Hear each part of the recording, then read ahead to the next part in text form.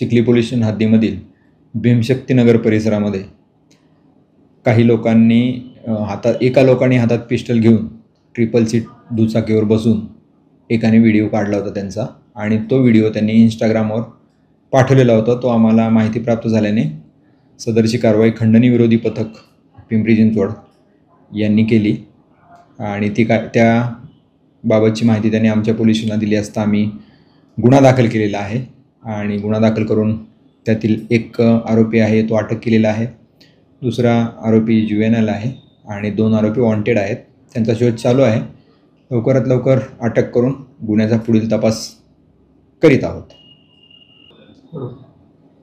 आमचं सर्वसामान्य जनतेला आव्हान आहे की अशा प्रकारचं गैरकृत्य त्यांच्याकडून होता कामा नये, आणि जर का ते गैरकृत्य होणार असेल तर त्याच्यावर पोलीस प्रशासन कायदेशीर कारवाई करेल, कडक कारवाई करेल।